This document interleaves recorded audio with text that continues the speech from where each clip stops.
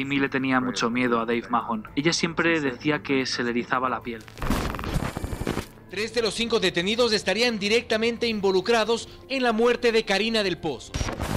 Pues se rumora ampliamente que todos son miembros de una secta ultra secreta llamada los Illuminati.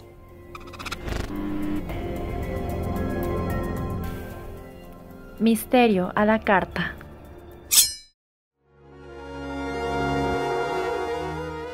La entrada.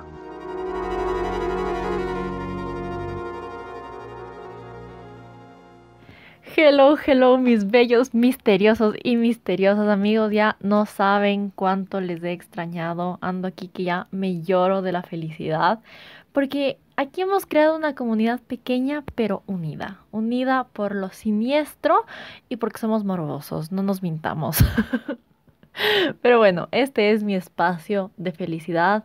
Aunque en realidad a veces me da depresión contarles estas historias. Pero bueno, estoy muy emocionada de volver.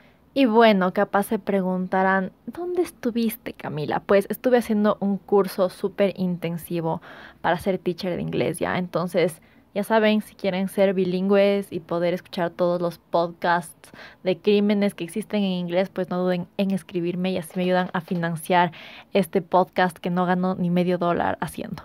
En fin, para los que nunca han escuchado este programa, bienvenidos. Esta es la 3ª temporada de Misterio a la Carta y es un podcast en el que exploramos casos perturbadores, miedosos, extraños que han sucedido alrededor del mundo. Así que si no han escuchado las anteriores temporadas, pues vayan a hacerlo y regresen para nuevos casos dementes. Tenemos 3 segmentos relacionados a un tema central. Esta de aquí es la entrada donde les cuento un poco de mi vida. Paso aquí de bla bla en el chisme. Así que ya saben, si no les interesa esto pueden saltarse directo al plato principal, que es en realidad donde está el condumio de esta cuestión, el caso en sí. Y finalmente en el postre les cuento sobre posibles teorías del caso si es que no se ha resuelto o datos curiosos extra o conclusiones si el caso tiene ya una solución, ¿no? Verán, esta última semana escuché el caso más demente, bueno, uno de los casos más dementes. Creo que he dicho eso ya de como 10 casos, pero es que les juro que cada vez aparecen cosas que yo ya no puedo creer. O sea, es como que pienso que ya he escuchado todo y aparecen cosas nuevas que es como, what the fuck. Pero bueno, la cuestión es que este es un caso muy extraño y dije, debo contarles a todos los misteriosos. Así que estoy súper emocionada de empezar esta temporada con esta historia. Así que prepárense que esto se va a poner bueno. Antes de ir al plato principal, recuerden que pueden hacer sugerencias por medio de nuestro Instagram, que ha estado medio muerto en los últimos meses, no voy a mentir, pero trataré de reactivarlo poco a poco. Y bueno, mis misteriosos, me callo porque ya quiero contarles lo bueno, así que vamos directo al plato principal. El plato principal.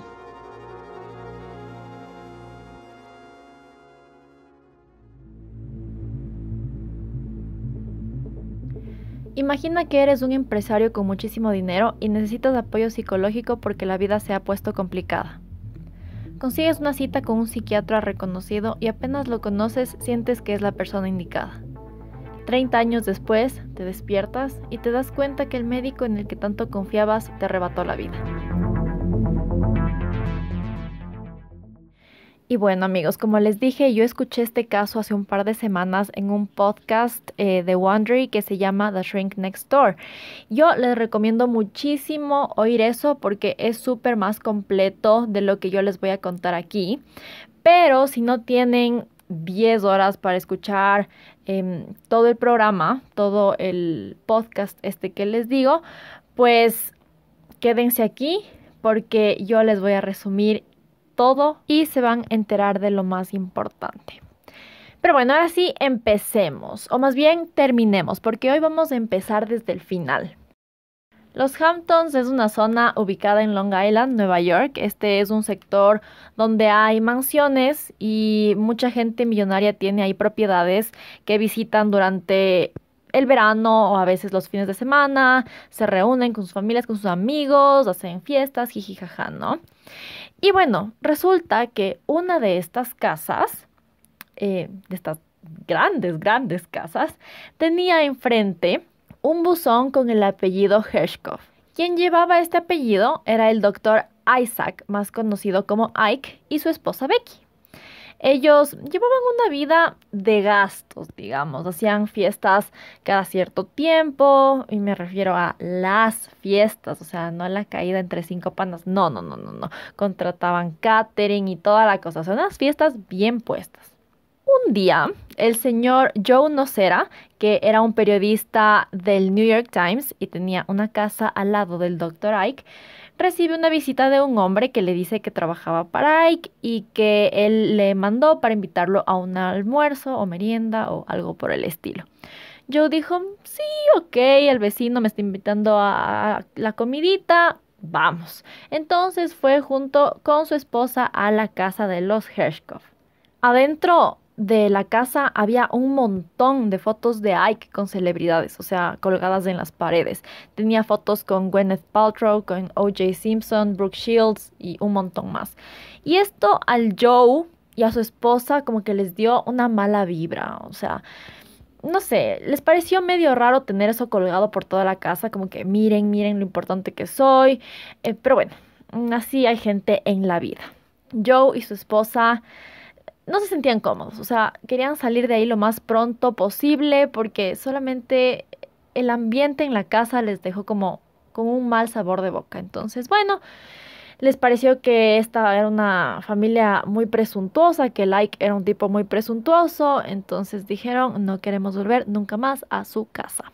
Un tiempo después, Joe ve al señor de mantenimiento, ¿se acuerdan? El que fue en nombre de Ike a invitarlo a la casa.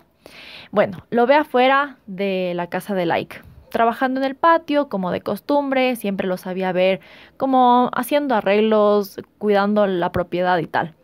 Pero el Ike no estaba por ningún lado.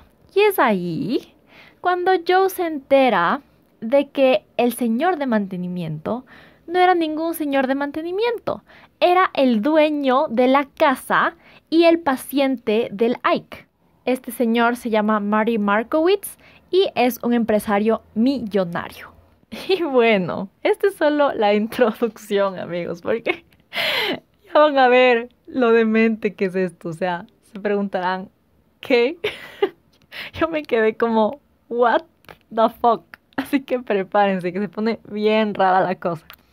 Bueno, obviamente el Joe se quedó con cara de, ¿qué carajos? Porque todo el mundo, todos los vecinos juraban que la casa era del Dr. Ike. Obviamente tenía su nombre en el buzón de la entrada, todas sus fotos colgadas en todas las paredes, hacía fiestas ahí todos los veranos, o sea, todo el mundo juraba que esa casa era de la familia de Ike, o sea, de Ike y su familia.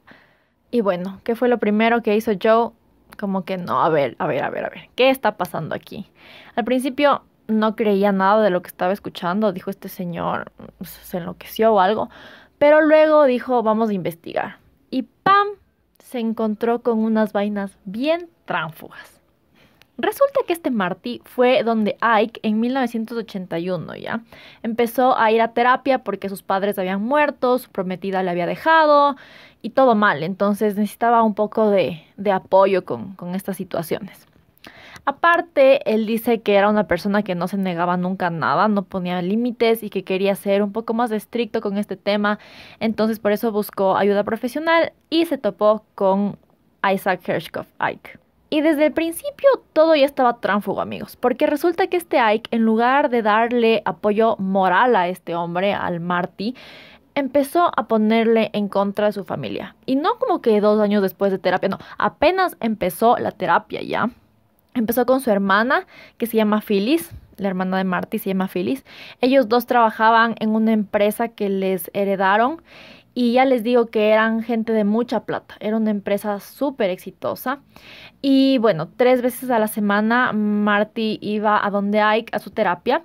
Y pueden creer que 3 veces a la semana es muchas veces, o sea, yo con una vez cada 2 semanas que me tocaba ir a donde la psicóloga ya no quería más. No me puedo imaginar 3 veces por semana, o sea, es una cosa tan cansada ir a terapia, es como te deja exhausto. Yo, si me tocaría ir 3 veces por semana, no tendría energía ni para ni para vivir, o sea, en verdad. En fin, en 1983 Ike logró convencerle a Marty de que reduzca el sueldo de Phyllis, porque dice que no estaba trabajando suficiente, que se pasaba haciendo otras cosas y no estaba concentrada en el negocio 100%. Entonces, Pam le baja el sueldo. Y eso no fue lo peor, o sea, con eso la Phyllis dijo como que, o sea, ¿qué le pasa? Pero ya, lo superó. Pero después, el Marty decide que no le va a invitar a su hermana a su segundo bar mitzvah. Y ahí sí fue cuando ya la cosa se empezó a poner malita. Phyllis y Marty tenían unas cuentas de banco conjuntas en Suiza ya. Y Phyllis no sabía qué hacer para que su hermano le haga caso, porque ni siquiera quería hablar con ella. Ella le llamaba, trataba de contactarse con él para que le explique qué estaba pasando, por qué se estaba comportando tan mal con ella. Y él no quería saber nada de ella. Y bueno, entonces decide esta señora, Phyllis, mover ese dinero de la cuenta conjunta. Y luego el Marty ve eso y dice, o sea, ¿qué le pasa? ¿Por qué está haciendo estas cosas? Me quiere robar. Bueno, no funcionó, le ignoró, dijo, róbate lo que quieras, yo no voy a hablar contigo. La Phyllis, ya desesperada, seguía buscando maneras de hablar con su hermano, así que se mete a su casa y se coge unas cosas. No me acuerdo exactamente qué era. Si es que alguien escucha el podcast original, hágame saber, no me acuerdo. Pero era algo valioso que tenía Marty en su casa ya. Y se llevó, solamente para que el Marty le llame y le diga como que, ¿qué hiciste? Ya, pero el man, nada, o sea, un muerto así.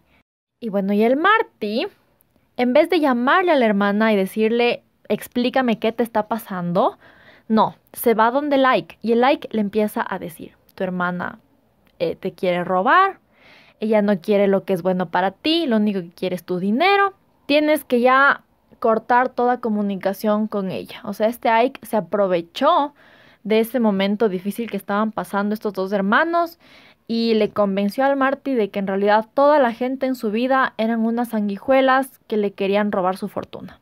Y bueno, el Marty dijo, ¿sabes qué? Tienes toda la razón.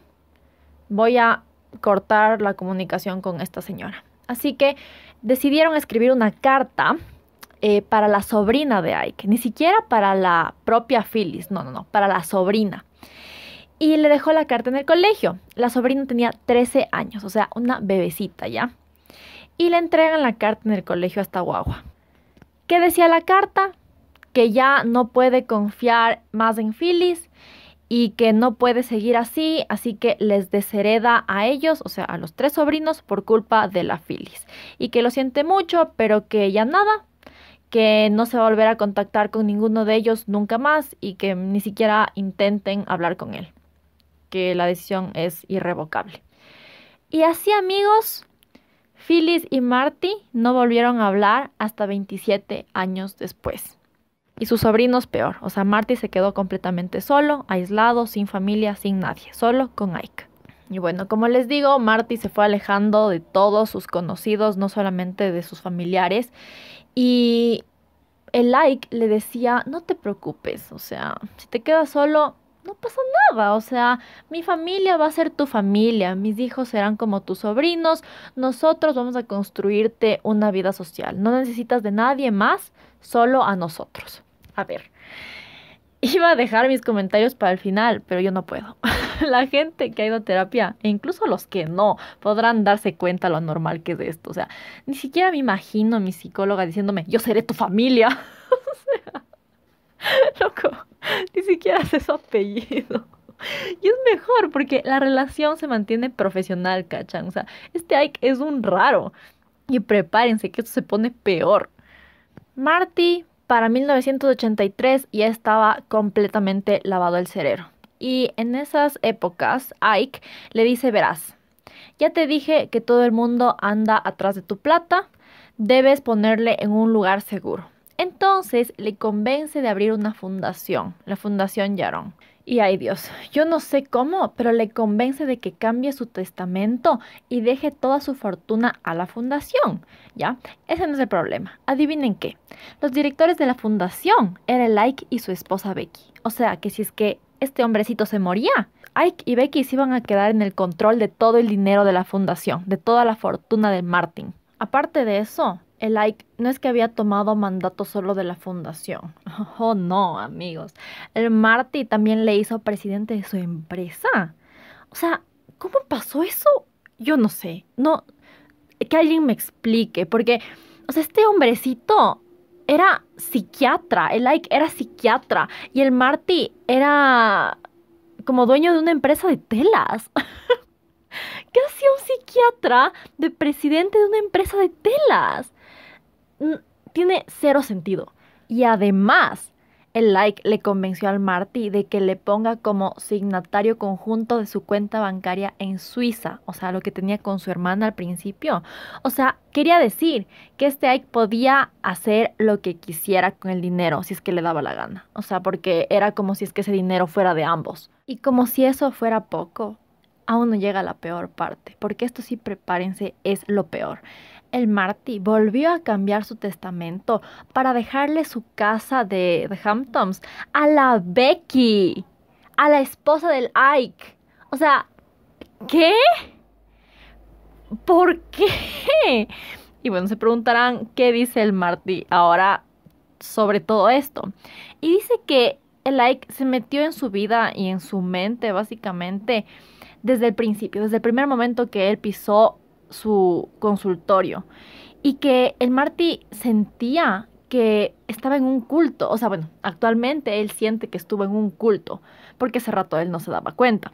Hacía literal todo lo que Ike le decía. Es más, no tomaba ni una sola decisión sin consultarle. Entonces dice que un día el doctor le dijo al Marty como: a mi esposa Becky le encanta tu casa de Hamptons, creo que lo correcto es que le heredes a ella. Y el Marty como: no se diga más, le dejo la casa en el testamento. O sea, una podredumbre total, un abuso, eso es lo que es esto. Para 1987, el Ike ya se había apropiado básicamente de la casa de The Hamptons y él y su esposa ocupaban la habitación principal. Al pobre Marty le hacían dormir en la parte de atrás, literal como el empleado. O sea, ay, no saben la rabia que me da esta historia. El Ike hacía unas mega fiestas en el sitio ya, y luego le hacía limpiar la casa al Marty. Le hacía redactar sus libros eternos, le hacía redactar a mano. Y el Marty explica que está seguro que le tenía tan ocupado para evitar que tenga tiempo de pensar y despertarse de ese control mental en el que estaba. Pasaron en esta dinámica, como dije, más de 2 décadas, hasta que en el 2010 algo le pasó al Marty que le hizo dudar de todo.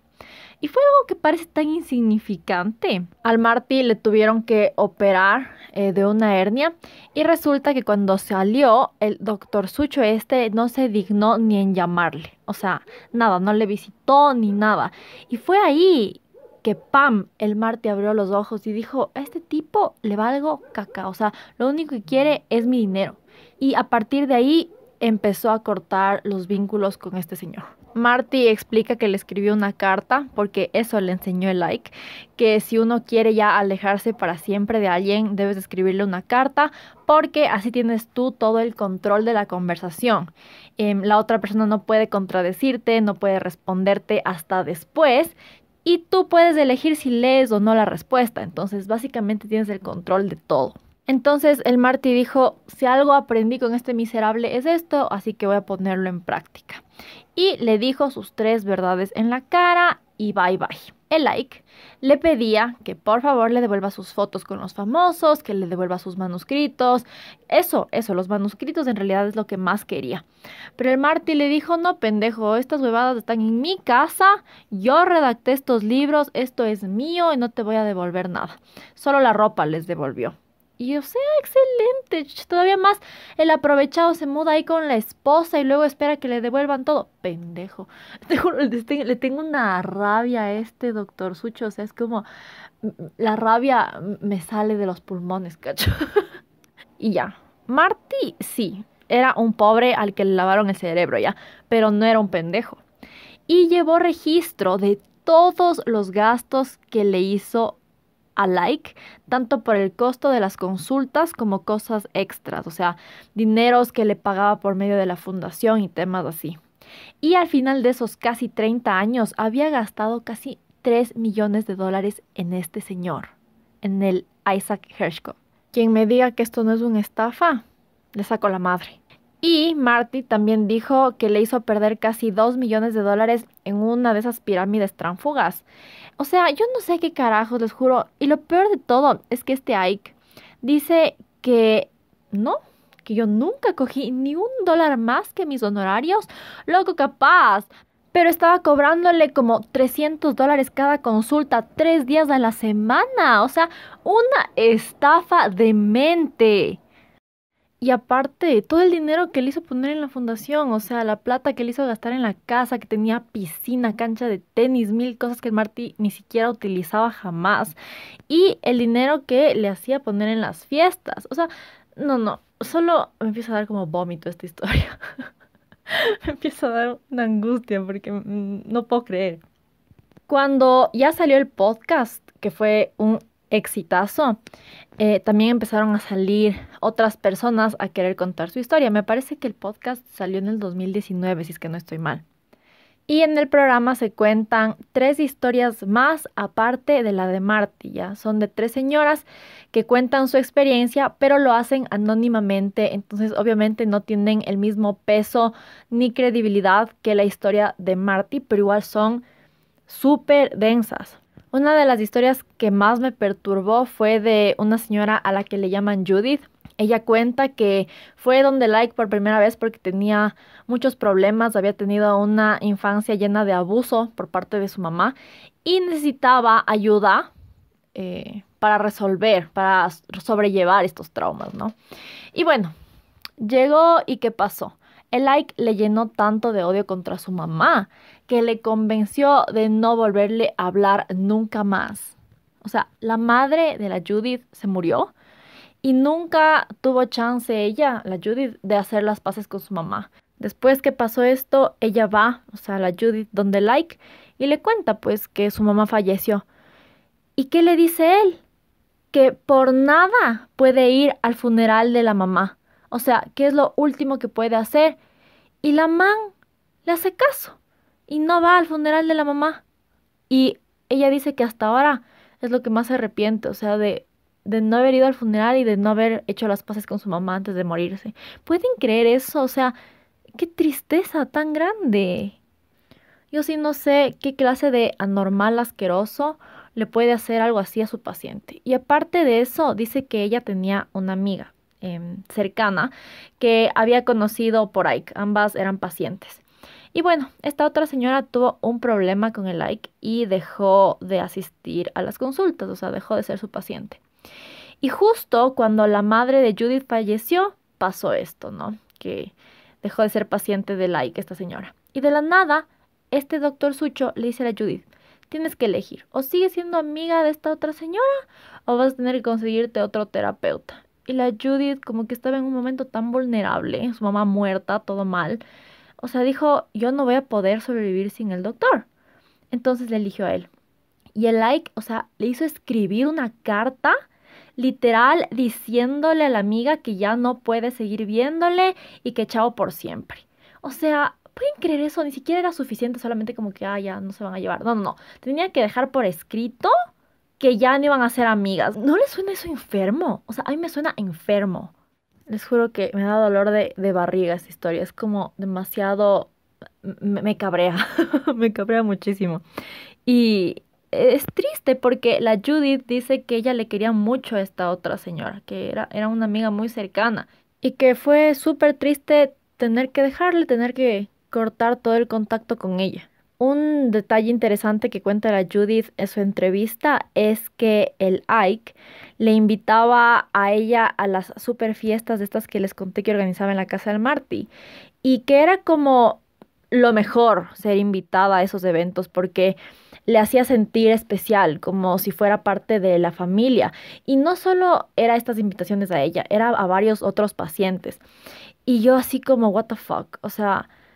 Una vez me encontré con mi psicóloga en un sitio como que afuera de la consulta y les juro que fue lo más incómodo, o sea, lo más incómodo de mi existencia, porque es como que esta persona sabe todo de mí, pero yo no sé nada de ella. Para mí fue demasiado raro. Era como, no, es como, váyase. Entonces no me imagino a la psicóloga ahí invitándome a su fiesta de cumpleaños. Es como cero profesional, cero límites. No, eso está mal.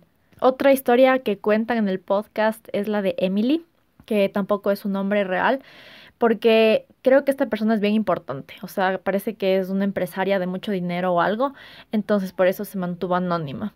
Y bueno, dijo que estuvo con el like 17 años y también estaba totalmente lavada el cerebro. Dice que el like le hacía comprarle regalos súper caros, que le hacía que le invite a restaurantes 5 estrellas. Y lo más denso es que a ella también le convenció de cambiar su testamento y dejarle dinero a sus hijas, o sea, a las hijas de Ike. ¿What? O sea, ¿cómo? No entiendo. Me parece irreal esto, o sea, ¿cómo pasan esas cosas? ¿Cómo? La señora esta le conocía al Marty, pues porque creo que se movían en los mismos círculos, eran los pacientes de like, y le dijo, pana, záfate de este tipo, o sea, no nos está ayudando, nos está viendo la cara y ya, o sea, basta. Pero explicó que el Marty le dijo que no, que él estaba bien, y ella dice que entendió, o sea, que no le iba a forzar ni nada porque ella entendió que no era su momento todavía, que él se daría cuenta a su ritmo y que ella cumplió con decirle. Y sí, o sea, eventualmente pasó lo que pasó y el Marty logró abrir los ojos. Y finalmente hay una historia de una señora que no recuerdo cómo se llama honestamente, pero resulta que a su esposo la asesinaron. Y ella le contó esta trágica historia de su vida a Like. ¿Y qué hizo este hombre? Utilizó la historia tan dolorosa de esta señora sin autorización para escribir sus libros pedorros que ni siquiera se vendieron nunca. Si eso no es un irrespeto, yo no sé qué es. Eso es el mayor irrespeto contra tu paciente. O sea, es que, ¿qué le pasa? No. Uf, ya amigos, ya me empiezo a alterar con esta historia.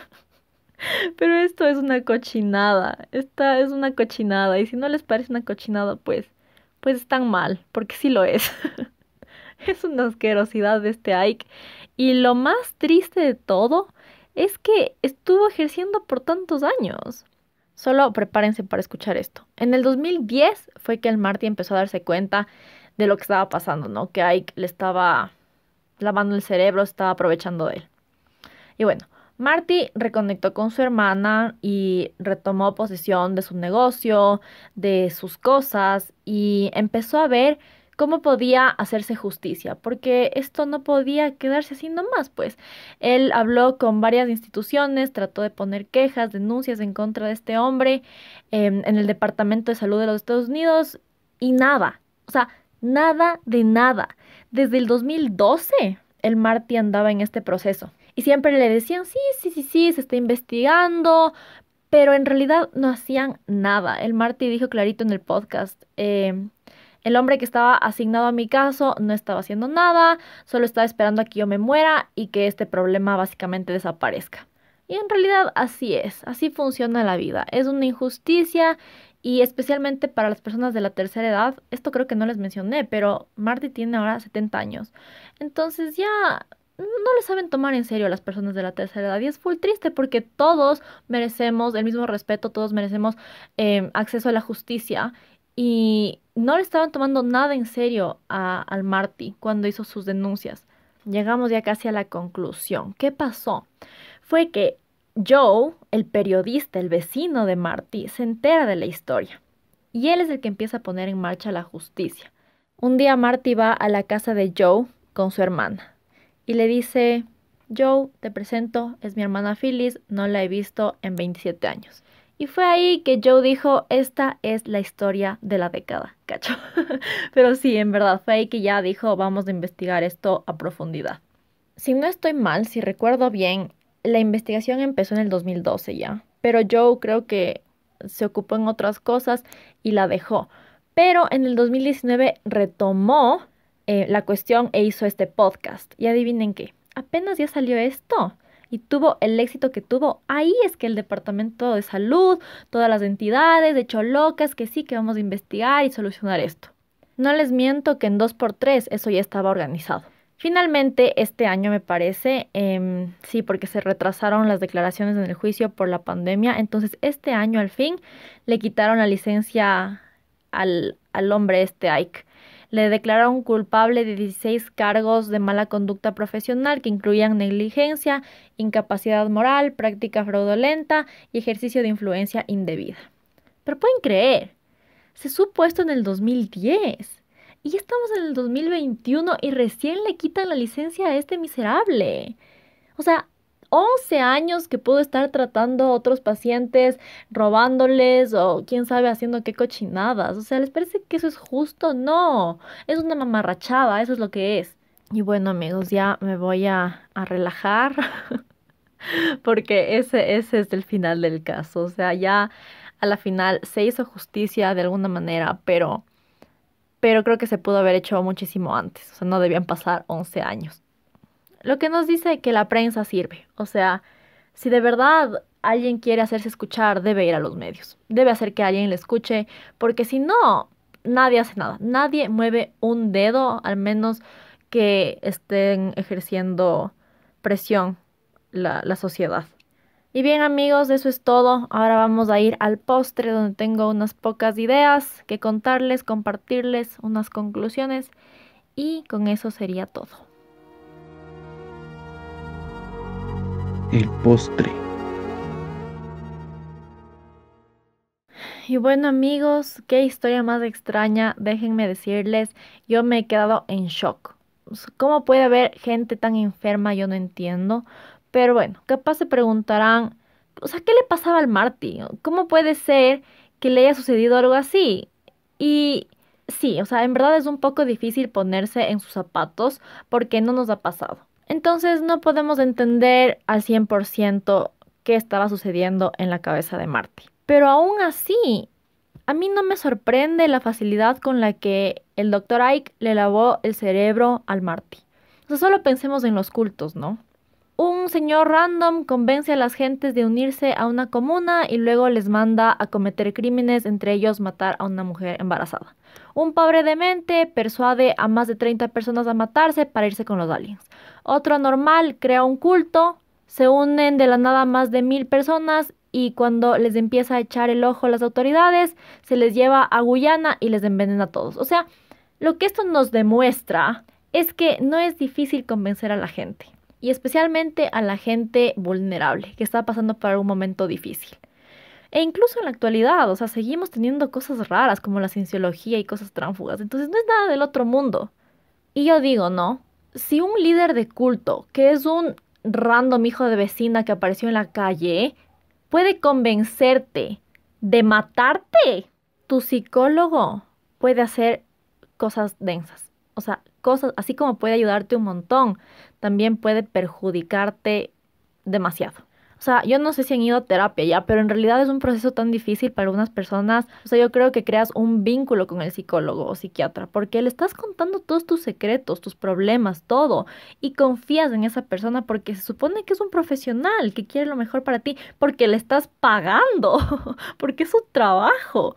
Pero siempre hay gente mala en todas las áreas de la vida y a los pacientes de este Ike les tocó un demente que se aprovechaba de la vulnerabilidad de la gente que iba a pedir su ayuda. Entonces es muy triste y en verdad qué mala suerte terminar con un profesional así, bueno, con un profesional, digamos, con un pendejo así.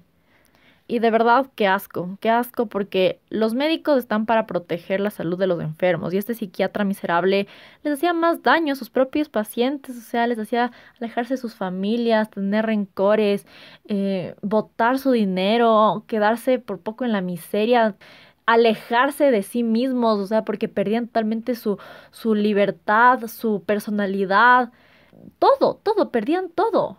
Su habilidad para tomar decisiones. Uy, no, solo pensar me causa así como una angustia muy, muy, muy fuerte. Y bueno, creo que ya he dicho todo lo que tenía que decir, amigos. En este episodio no hay conspiraciones, no hay nada de eso. Esto es puros hechos, nada de mentiras. Solo les puedo decir que Ike siempre ha negado estas acusaciones. Él dice que Marty es un paciente que está mal de la cabeza, que le tiene un rencor y que le quiere hacer daño. No quiso que le entrevisten en el podcast y para mí eso ya dice mucho, porque el que nada debe, nada teme y si se anda escondiendo es por algo. Y ya, antes de despedirme les recuerdo que el podcast original con la historia completa y todas las entrevistas inéditas se llama The Shrink Next Door. Les voy a dejar el nombre en la descripción del episodio y en Instagram por si se animan. Yo les recomiendo 100%. Además, como les dije, el podcast tuvo tanto éxito que hicieron una serie basada en el programa. Se llama también The Shrink Next Door. Tiene un cast top. Will Ferrell actúa como Marty Markowitz y mi hermoso Paul Rudd es el doctor demente Ike. Es una comedia negra de Apple TV, lo cual contrasta bastante con el podcast porque obviamente el podcast no es chistoso, o sea, es mucho más oscuro. Tiene un tono sombrío porque en verdad es una historia trágica. Es 30 años de este señor que le quitaron, que no le dejaron vivir su vida. Y igual de las otras mujeres. Entonces, sí, no es nada chistoso. Pero la serie sí le ponen un poco de humor. Yo no me he visto todavía, no he podido verla, pero de ley la voy a ver. Me muero de ganas porque me interesa ver cómo le van a hacer este tinte de comedia, no sé, me parece chévere. Y bueno, no sé si es que la logran ver, avísenme qué tal les parece. Y eso es todo, creo que eso es todo por hoy. Gracias por estar aquí en este primer episodio de la tercera temporada de Misterio de la Carta. Gracias por la paciencia durante este par de meses. Espero seguir publicando cada 2 semanas, pero como ahora ando un poquito más ocupada, capaz me demore más en publicar. Pero bueno, ahí les iré avisando. Cuídense, protejan a sus hijos que son los más vulnerables. Vayan a terapia si es que tienen la oportunidad. Pero si el terapeuta no les da buena vibra, pues vayan a otro. La salud mental es súper importante, pero también es importante investigar y saber a quién se la confiamos. Nos vemos la próxima con un menú totalmente renovado, amigos. Les quiero mucho y nos vemos. Adiós.